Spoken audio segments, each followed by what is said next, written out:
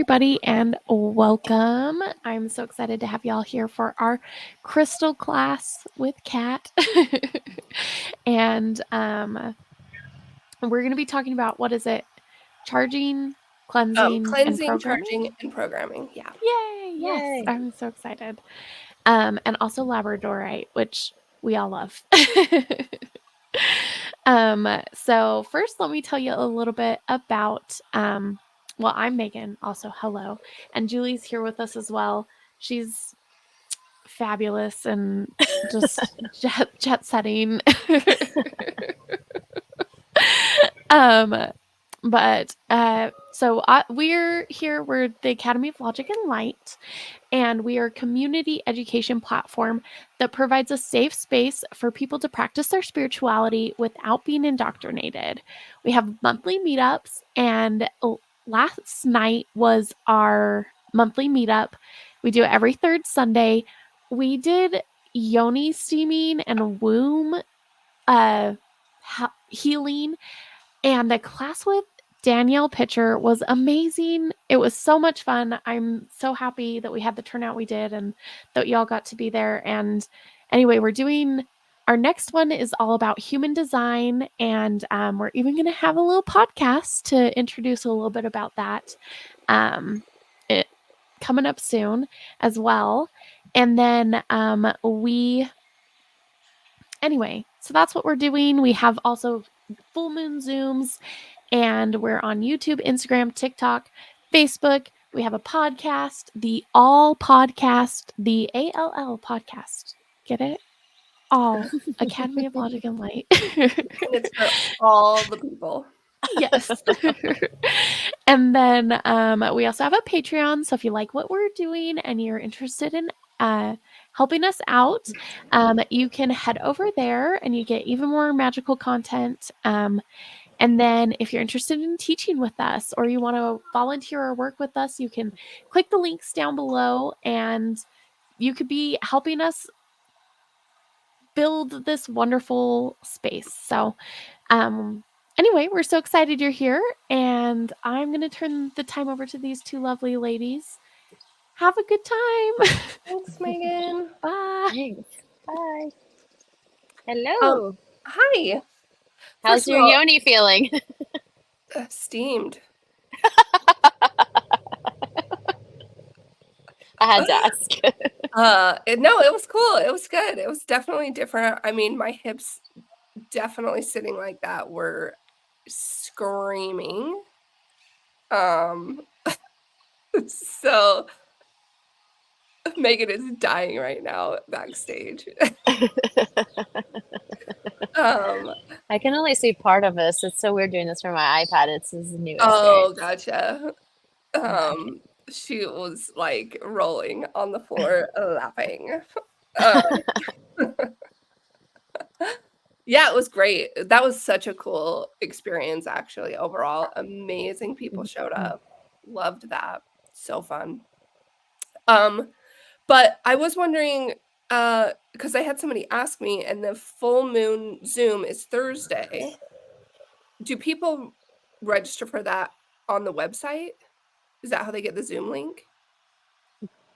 I believe it's going to be through Eventbrite and I believe Facebook. Okay. Yeah, if I remember correctly, how we've been doing them, but I'm a couple tequilas in, so. Okay. Well, when in Mexico. Yeah. Okay, gotcha. All right. Well, I thought I'd show up to the party on theme. But if anybody's watching this and wants to join Thursday, we have our full moon Zoom. I'm not 100% how to register for it, but I don't think we've even posted it yet. I'm sure, because everything's on Facebook. That's like where we do everything, and then sometimes it will be on the website, or sometimes Eventbrite as well. But anyway, and I'll definitely be posting all the links the day of on the Instagram for sure. So. Oh yeah, cool. Yeah, duh, of course. Okay, awesome. Stay tuned. Yay! All right, let's get into it. Are you wearing your Labradorite? Because I am. I'm not. I'm surprised. Usually all three of us are always wearing our Labradorite. I know. Okay. Well, this is Let's play again. I don't know how to do this thing. How do you do the... I just went over this with Megan, and okay.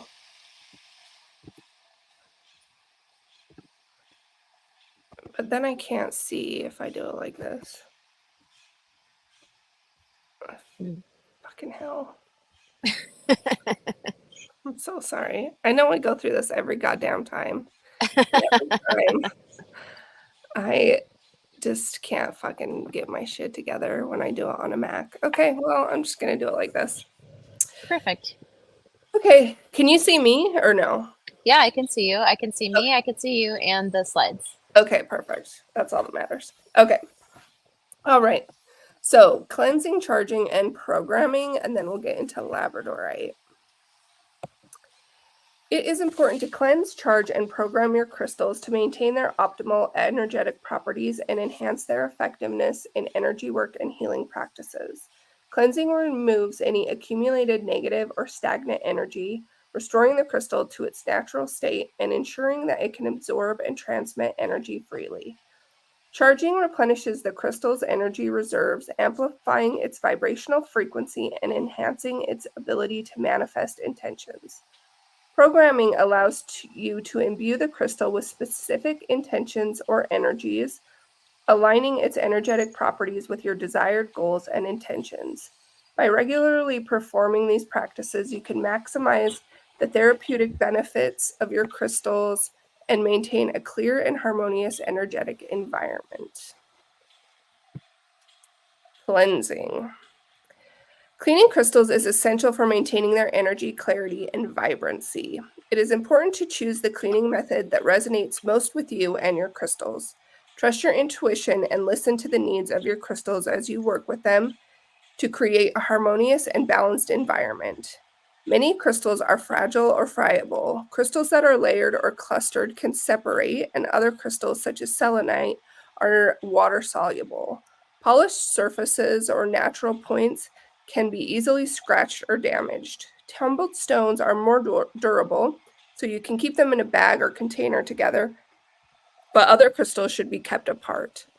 If you need to travel or move with your crystals, or move around a lot with your crystals, it's best to wrap your more delicate crystals in silk or velvet to prevent scratching and to protect the crystal from absorbing foreign emanations. Crystals should be cleansed after first communicating with them, which we'll get into when we talk about programming. When you buy them, when you've been gifted them, after wearing them or using them for healing, and probably monthly if you're keeping them out in an environment and not like wrapped up or kept in a box. They can hold the vibration of other people's and environments, and that energy can pass on to you. So I have 10 different ways of cleansing. I'm sure there's more than this. These are just kind of like the top 10 ways that people use to cleanse crystals. Can I tell a story about not cleansing my crystal really fast? Yeah, please. A cautionary tale, I would call it. So brand new into crystals, didn't know anything, was living in a horrible roommate situation. And my third roommate was like, this is so bad. She went and bought everyone crystals and like specifically gave them to us. I have no idea where she bought these crystals. I didn't know anything about them, but I got a pink quartz. So I was pretty stoked because that means she liked me. So I was like, I literally put it on a chain. I was wearing it around my neck. And when I am telling you, the worst and most random things were happening to me for one entire month. So much so, and I was not a believer in this. Like, I was very much not a believer. So much so that I was like, okay, what has changed in this last month? Something is off and I cannot figure it out. And I went through everything. I was like, have I changed my medication? Like literally everything. And then sure enough, I was like, I feel like the only thing that's changed in this 1 month is that I'm wearing this crystal. So I Googled it and I was like, can crystals carry bad energy? And it was like, literally, you dumbass, you should have cleansed your crystal before you put it on your body. And I was like, oh my God, I had no idea. Like, I literally didn't know. And when I am telling you, I took it off, I cleansed it, everything changed for such a small, tiny piece. And I wore it, like I slept with it, everything. It was ruining my life. Oh no. But Yeah. as soon as I cleansed it, boom, everything back to normal and better, really. Yeah, totally. Dang, that's crazy. Yeah, for sure. It was intense. Like when I'm telling you, I even went to the airport in Germany, and there's only like one thing that can show up on your passport when you like travel like us, and it's called like the Quad S, and it means like basically the closest thing you can get to a strip search. Like random weird shit that have never happened to me before, never happened to me since. People. Like a Yeah. bend over cough search. Yikes. Yeah. Yeah. Important. Yes. All right. So water. Most crystals can be safely cleaned with water. Simply rinse them under lukewarm running water to remove dust, dirt, and energetic debris.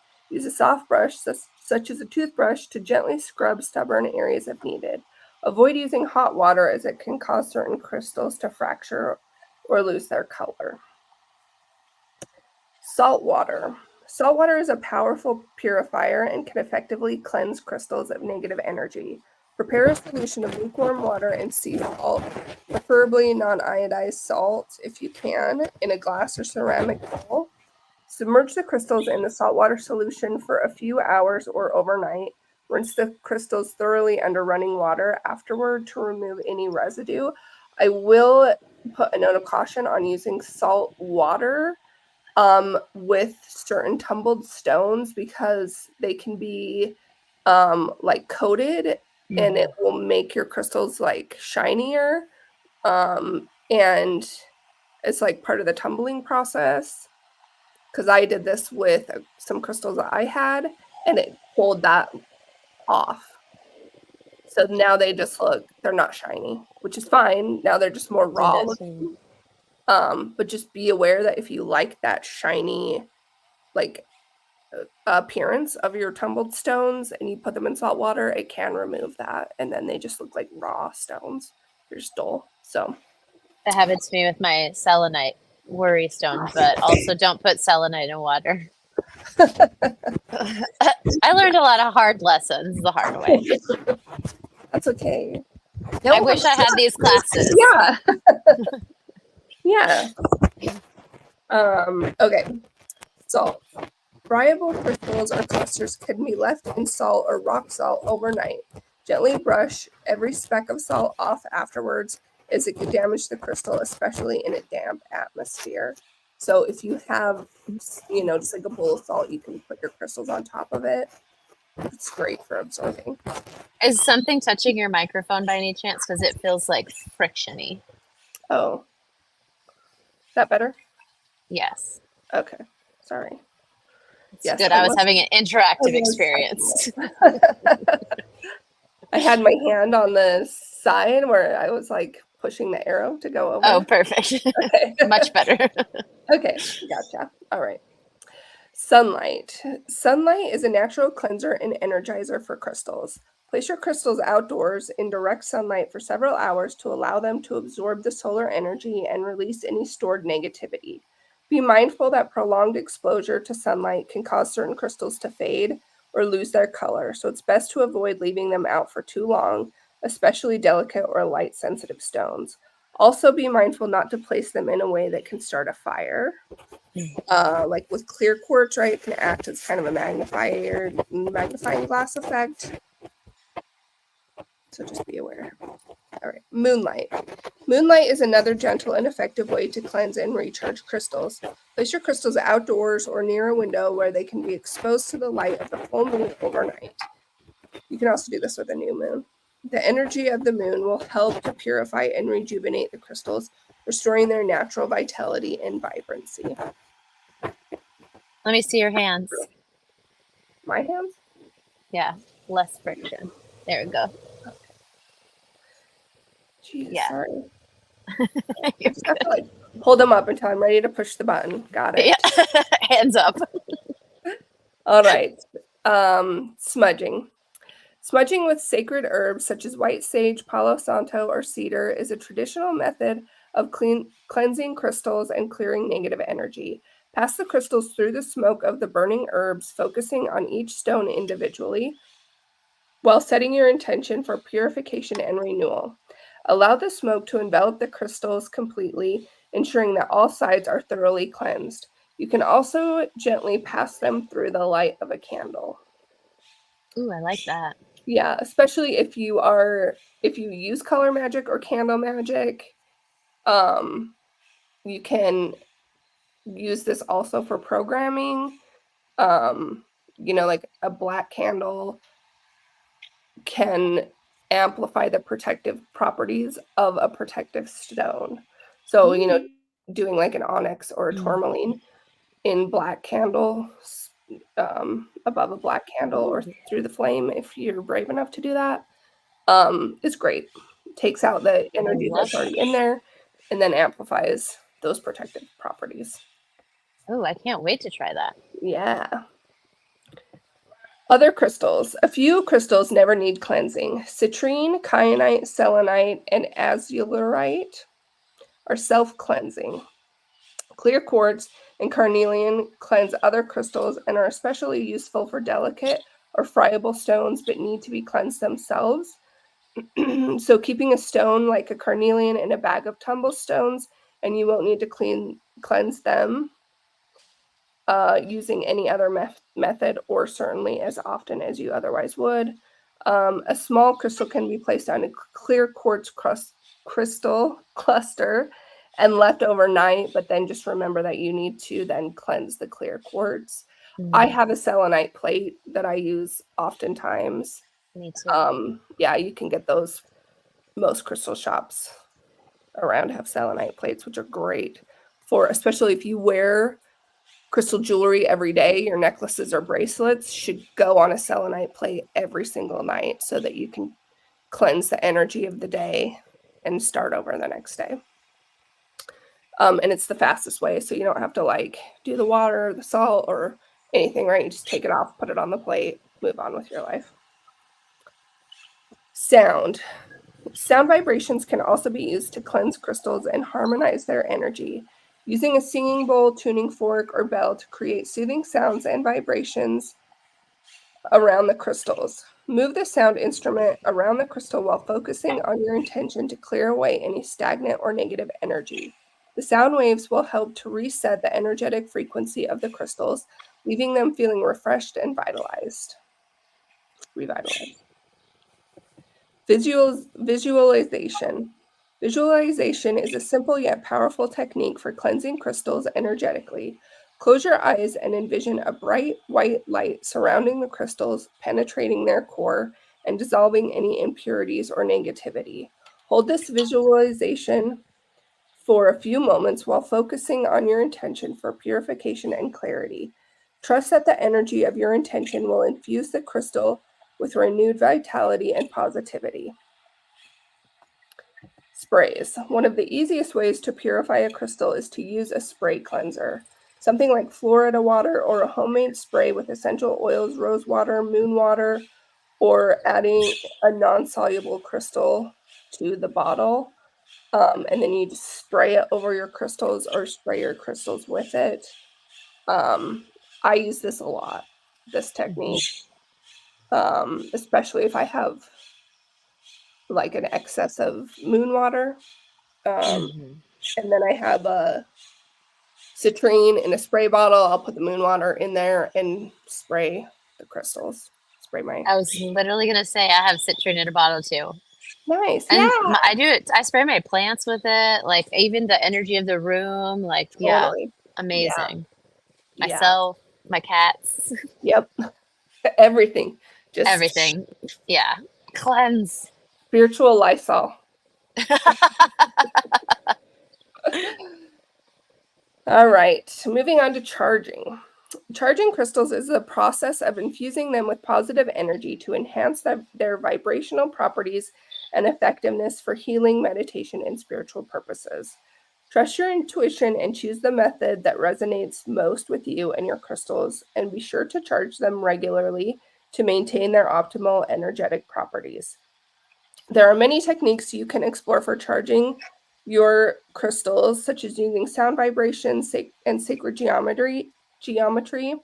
I'm just going to go over the top 3 methods that I think are the easiest and probably most common for people to use. Sunlight and moonlight. Sunlight and moonlight are both powerful sources of natural energy that can be used to charge crystals. Place your crystals outdoors or near a window where they can be exposed to direct sunlight or moonlight for several hours or overnight. Sunlight infuses crystals with solar energy, amplifying their vitality and vibrancy, while moonlight imbues them with lunar energy, promoting intuition, emotional balance, and spiritual connection. This is like a great option because it also cleanses. So you're doing 2 things at once, cleansing and charging when you're leaving it in the sun or the moon. That's not always a great option for people if you live in an apartment or even where I live in a townhouse, and I don't think anything would happen if I left crystals outside. Like, I don't think anybody comes by often enough that they would or probably even care, but I just don't love it. It makes me not sleep well when I leave them outside, because I just think about my little babies out there. But, if you have your own yard or your own area, whatever, enclosed balcony, sun and moonlight are amazing ways to cleanse and charge crystals. Do you think you could even do it where you're like, ask the, like, for example, I'm lazy. So practical magic, let's say. I'll be like, okay, moon cleanse and sun charge, and just like have the intention of doing both at the same, like first the moon and then the sun, or should you just choose one? You can. It's kind of they kind of just offer different energies. So like sun charging is more extroverted energy. So it's going to give you like energy and vitality and kind of any of the things that you would associate with being out in the sun, where moon energy is going to give you a little bit more like introspective energy. So it's like more intuitive, more calming, like nighttime kind of energy. So I would say that if you're going to leave it in both, you're going to get a really great cleanse. It will charge it, but it's not going to give it like necessarily a specific vibe to that charge, if that makes sense. Okay, thank you. Yeah, totally. It's not bad. I mean, I've done it. If I'm going to do it, like I'll line them on a windowsill and leave them for a full 24 hours. Yeah. And then, like the crystal can probably hold both of the energy simultaneously, but it just is really like what your intention for using that crystal is, or having that, okay. Same thing with a selenite plate or a charging plate, a crystal charging plate. Using any of these self-cleansing crystals like a selenite plate can be used to charge other crystals. Place your crystals on the charging plate or slab overnight to absorb their cleansing and rejuvenating energy. These plates have the unique ability to cleanse, recharge, and amplify energetic properties of other stones, making them ideal charging tools for crystals of all types. Their gentle yet potent energy helps to restore the natural vitality and balance of crystals, leaving them feeling refreshed and revitalized. I will say that in my personal experience, and I don't know if anyone else has experienced this before, I don't like to cleanse and charge on the same plate. I think that energy should be separated. So if you are going to use a charging plate, I would have a separate plate for cleansing, and then move it from one plate to the other. I just think that it's kind of trying to do double duty, and I'm sure that some crystals probably can, like if you have a big enough selenite plate. But if you think about it, like you're asking this selenite charging plate or whatever crystal charging plate you have to pull energy out of the crystals that you put on it, and also simultaneously asking it to put energy into the crystals. So it's kind of like you're asking it to do like this push-pull thing. And for me, I don't like to overwhelm a particular crystal by asking too much of it. So I will, and we'll talk about this a little bit more when we get into programming. Like your specific job is to cleanse, to pull energy. Your specific job is to like revitalize and give energy. But again, that's just me. Whatever resonates for anybody is exactly the right thing for you to do. That's exactly perfect. But just keep that in mind as you move through, if you get into cleansing and charging crystals. Okay. Visualization and intention setting. Visualization and intention setting are also powerful techniques for charging crystals energetically. Hold your crystals in your hands, close your eyes, focusing your intention on their energy. Visualize a bright white light surrounding the crystals, penetrating their core and infusing them with positive energy. Hold this visualization for a few moments while setting your intention for crystals, such as healing, clarity, protection, manifestation, abundance, whatever it is. Trust the energy of your intention will flow into the crystals, charging them with renewed vitality and purpose. You can also speak your intention aloud or silently to further amplify its potency. I would just remind you, like if you're using colored crystals, try to keep your intention for that crystal aligned with the color of that crystal, because crystals have their unique energetic signature already, and the goal is to amplify that signature that it already holds. It's not to change it or to manipulate it to become something that you want it to be. It's to amplify it. And there's such a variety of crystals, right? You can find a crystal for any intention that you have. So, if you're, wanting to experience more joy in your life, let's say, joy comes from the heart space. So using a green crystal that corresponds with heart chakra would be great for that. You don't want to use like a orange crystal maybe, because that more aligns with creation and creativity and your sacral chakra. So just keep that in mind around like what the energetic property of the crystal already is, and the goal is to amplify that energy that it already imbibes. Okay. On to programming. Which this is literally what I just was saying. Crystals are believed to have inherent properties and energies that you can work directly with. But some crystals can be programmed if you choose to do so. Programming a crystal involves setting a specific intention or purpose for the crystal to amplify or to work towards.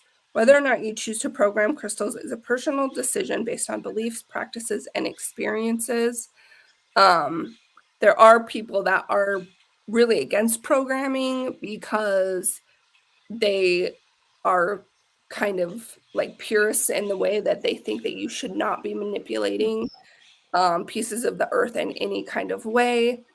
I don't necessarily agree with that, as long as you're amplifying, again, whatever the energy that crystal already holds is. The exception to this is clear quartz, because clear quartz is kind of a blank slate. It doesn't really have, like a necessarily like a specific, I don't know what I'm trying to say, like a specific energy that is tied to like a different like protection or one of the chakras or connecting you to like the ethers. Like selenite is great for connecting to like higher spirituality and stuff like that. Clear quartz really can be kind of programmed to be anything that you want it to be. Personally, I have crystals that I work with in both ways for their innate energetic signatures, and I have other ones that I have programmed. I'm going to tell you what I do when I get a new crystal, just so you kind of have an idea if anybody that is watching this is new to crystals and is interested in programming. When I receive a new crystal, I will, before I cleanse it, I will sit with it in a meditation, or if you channel, you can channel with crystals as well.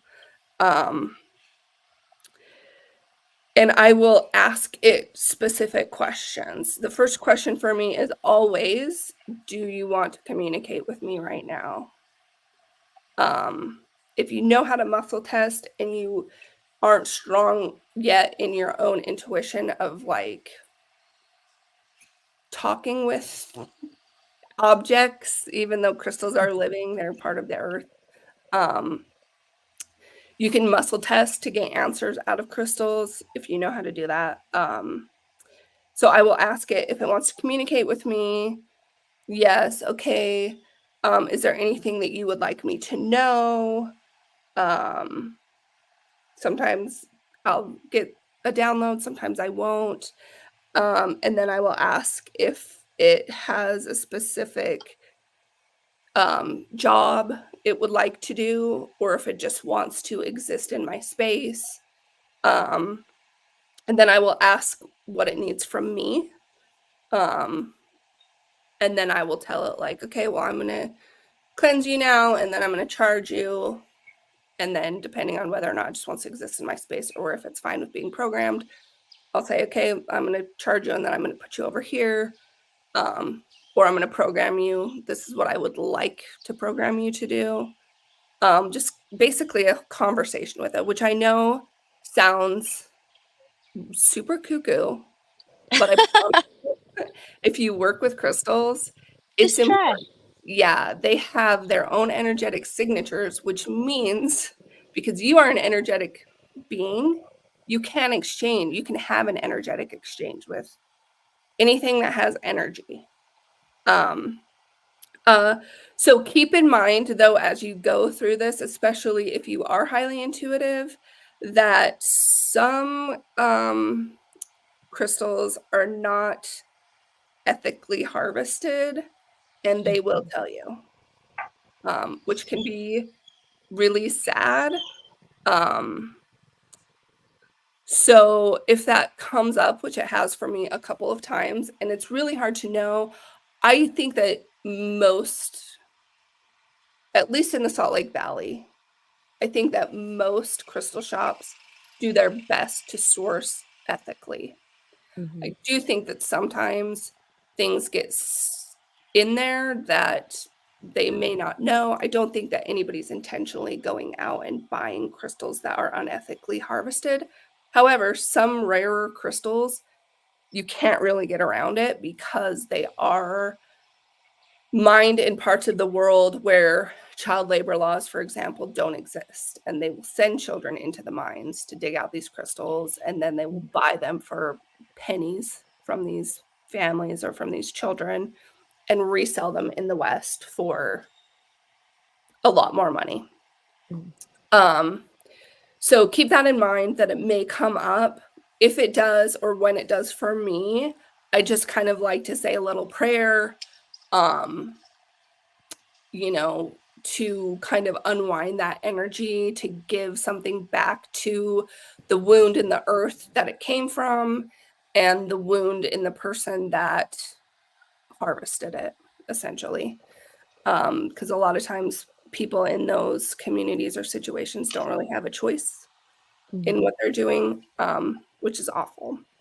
And we benefit from that a lot, which is not great. So just keep that in mind as you're going through your journey with your crystals. Okay. Also, some crystals, quartz crystals, are record keepers. These have triangular markings on the sides and often carry very, very old and sometimes sacred information.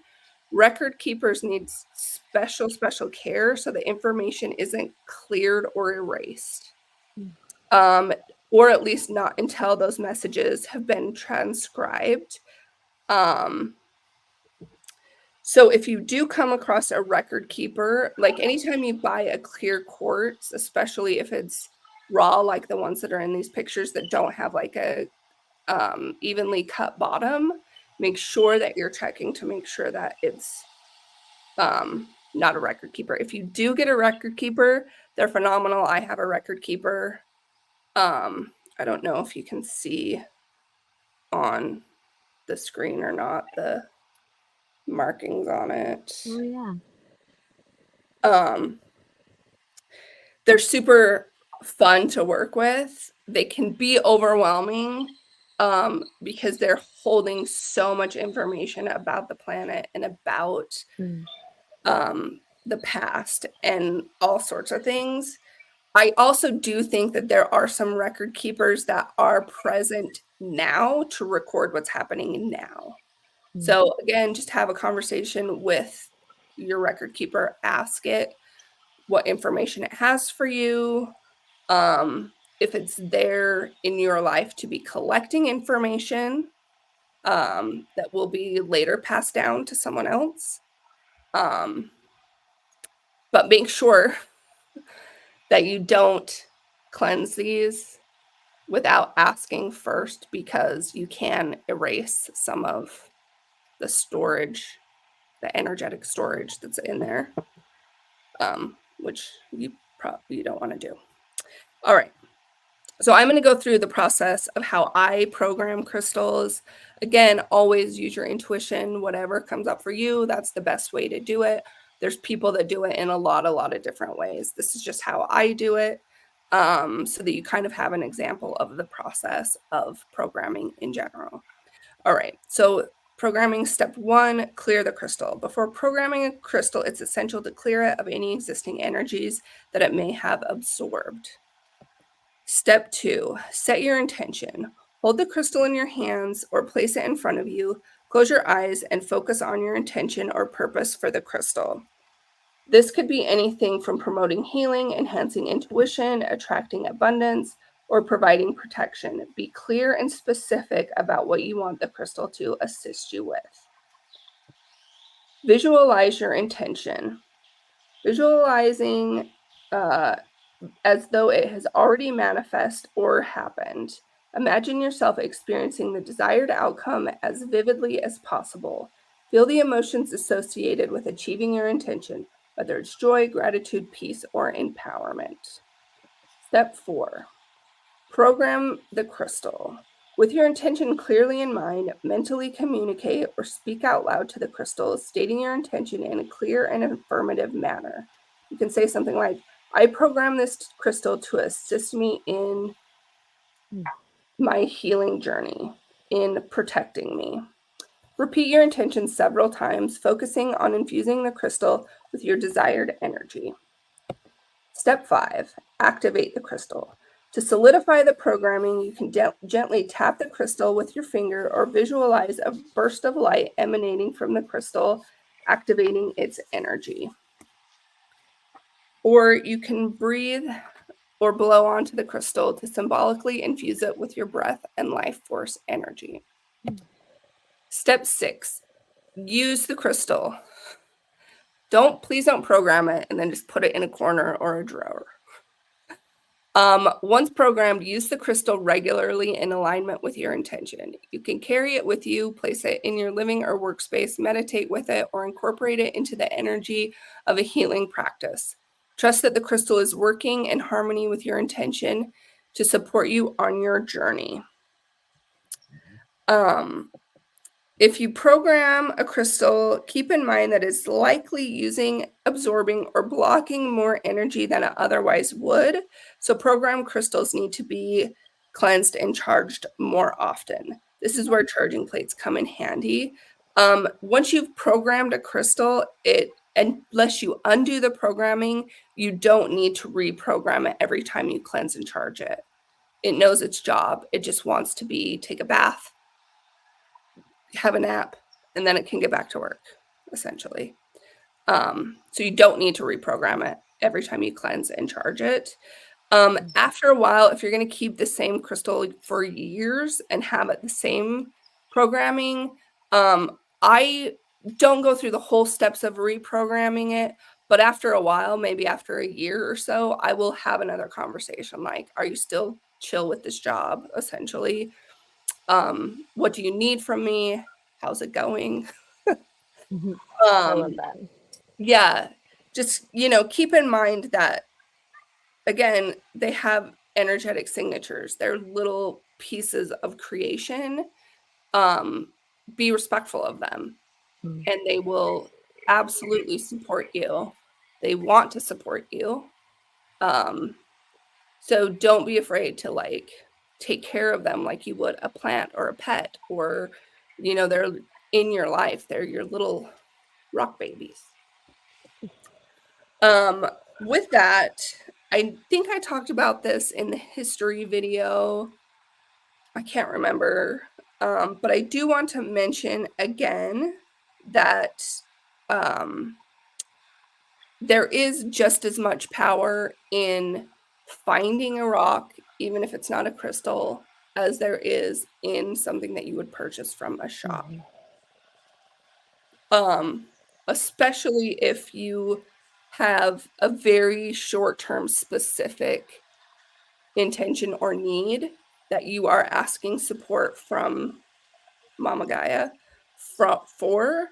I will do this often, sit in a meditation, connect with the earth, really ground my energy into the core of the earth, and then ask her for some sort of gift of support. Here's what I'm struggling with.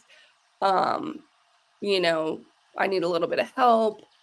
Would you give me a gift of some sort that I can carry with me to remind me of this process and support me energetically, and then go on a walk. You can go walk by a river, you can walk around your neighborhood. It doesn't really matter. I can almost guarantee I have never had anybody ever tell me after doing this that they didn't find something.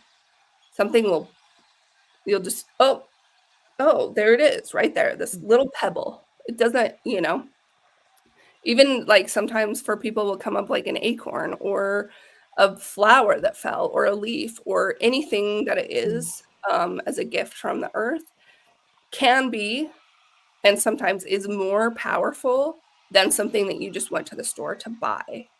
And a big part of that is because of the intention behind it and you going and seeking it with intention.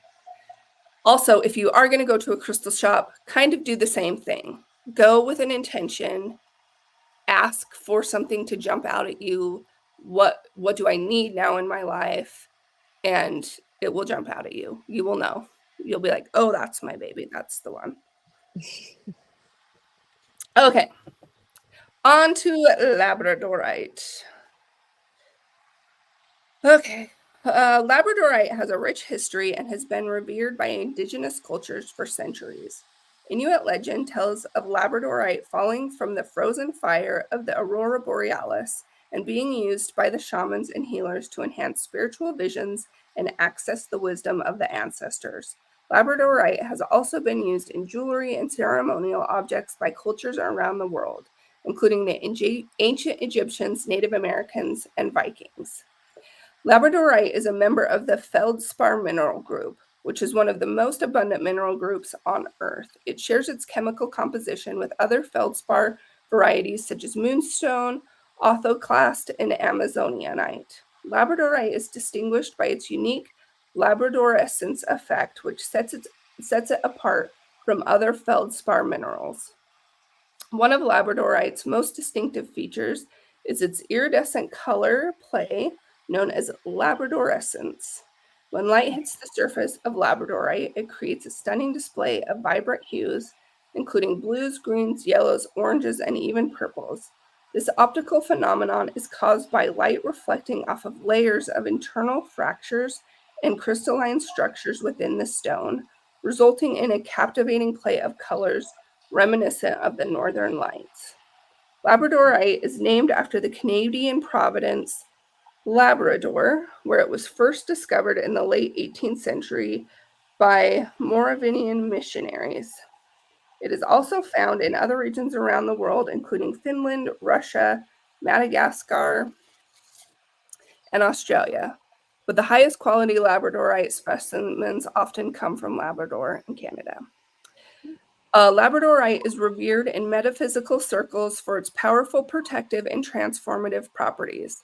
It is believed to shield the aura from negative energies and psychic attacks while promoting spiritual growth, intuition, and self-discovery.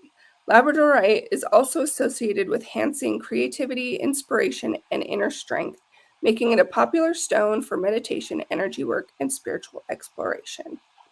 Labradorite is associated with this third eye chakra located between the eyebrows and the crown chakra at the top of the head. It is believed to stimulate these energy centers, promoting clarity of thought, intuition, and spiritual insight. Labradorite is said to balance and align the aura, harmonizing the body, mind, and spirit. Labradorite occurs in various forms and varieties, including tumblestones, beads, carved figurines, jewelry, palm stones, towers. Overall, Labradorite's enhancing beauty, metaphysical properties, and cultural significance make it a cherished gemstone with a rich and storied legacy. Its mesmerizing color play and transformative energy continue to captivate people around the world, making it a beloved addition to many collections. It's also great for grading and, of course, in spiritual practices. I've actually never grid with a Labradorite.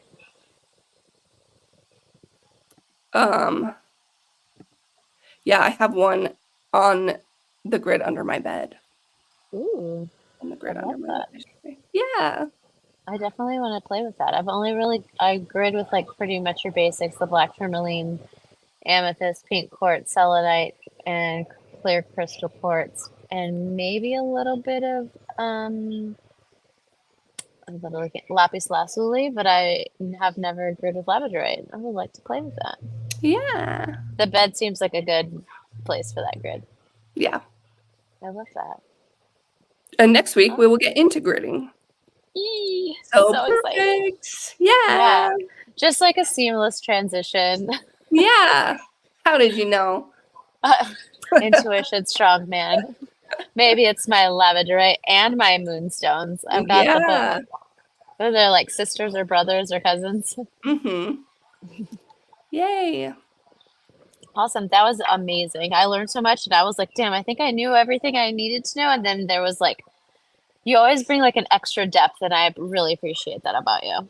I'm glad. Yeah. So good. Yeah. Yay. It's fun. Awesome. Megan was saying she's working on the links for the full moon coming up. So you guys check in with our Facebook and our Instagram. We will be having those posted soon. Whenever you'll see when you see it. Yeah. And that'll be a nice full moon. I don't even know what the theme of this moon is. We're going into a Sagittarius full moon, I think. Yes, it's the flower moon. Ooh. Other than that, you'll have to tune in to see Exciting. I love that. Just a little mystery at the what end. the energies are. Mostly because I haven't done the research yet. It's a mystery for us and for you. Yes, it is. But I will know, and then you will know. That feels like something my parents used to tell me. I love it. Thank you so much again. And then, yes, full moon coming up. We'll be back here next Monday with crystal gridding. And then we should be having a podcast release soon. If you haven't checked out our last podcast on religious deconstruction, that was with Julie Black, and that can be found on Spotify and YouTube. Really cool episode. Probably my favorite one we've filmed so far. And yeah, and then our next in-person event will be with Lindy with Human Design, and there'll be a podcast about that coming up before. So Yay. awesome. Yay. Thank you, everyone that was here. Thank you, Kat. Thank you, Megan. And we will see you guys on the full moon or next Monday. Yeah. Bye.